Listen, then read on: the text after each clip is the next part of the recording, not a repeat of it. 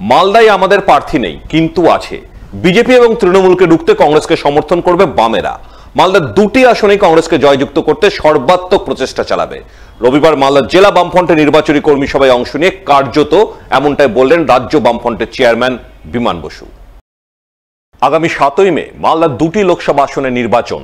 এই নির্বাচনে মালদা উত্তর ও দক্ষিণ দুটি আসনেই পৃথক পৃথকভাবে প্রার্থী দিয়েছে তৃণমূল, বিজেপি ও কংগ্রেস, কিন্তু প্রার্থী দেয়নি বামেরা, যা নিয়ে মালদার রাজনৈতিক মহলে চলছিল জোর চর্চা। রবিবার সে চর্চায় ইতি টানলেন রাজ্য বামফ্রন্টের চেয়ারম্যান বিমান বসু। এদিন তিনি মালদার জেলা বামফ্রন্টের নির্বাচনী কর্মী সভায় অংশ নিতে মালদায় আসেন। শহরের দুর্গা কিঙ্কর সদনে বামফ্রন্টের কর্মী সভায় অংশ নেন তিনি। ছাড়া উপস্থিত ছিলেন সিপিআইএম রাজ্য নেতা শতরূপ ঘোষ, জেলা বামফ্রন্টের আহ্বায়ক অম্বর মিত্র সহ আরো অনেকেই। তারা নির্বাচনী কর্মী সভায় বাম নেতা কর্মীদের প্রয়োজনীয় নির্দেশ দেন। নির্বাচনে বামেদের ভূমিকা কি হবে, কোন ইস্যু তুলে ধরে কাদের সমর্থনে প্রচার চালাতে হবে, সেই বিষয়ে প্রয়োজনীয় রূপরেখা বাতলে দেন।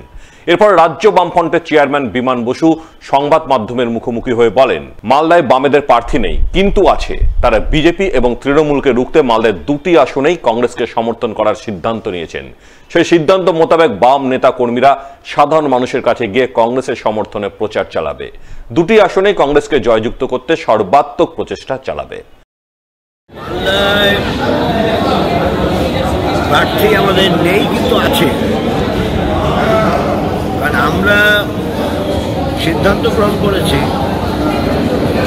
বর্তমান উদ্ভূত রাজনৈতিক পরিস্থিতিতে বিজেপি নামক অশুভ শক্তি, তার সঙ্গে টিএমসি নামক এক মিথ্যাচারী শক্তির মিলন, এর বিরুদ্ধে যারাই লড়াই করতে চায় আমরা তাদের সঙ্গে বোঝাপড়া করতে চাই। কংগ্রেস যখন তাদের বিরুদ্ধে লড়াই করতে চায়, তাদের সঙ্গে বোঝাপড়া হয়েছে, মানে এই মালদা উত্তর, মালদা দক্ষিণ দুটো কেন্দ্রে কংগ্রেস প্রার্থী দিয়েছে, ফলে তৃণমূল বিজেপির বিরুদ্ধে প্রচারে আমরা মালদার উত্তর দক্ষিণ কেন্দ্রে যে মুস্তাকি হোক আর ঈশাখানি হোক, তাদের পক্ষে জনগণের মধ্যে আমরা প্রচার করব।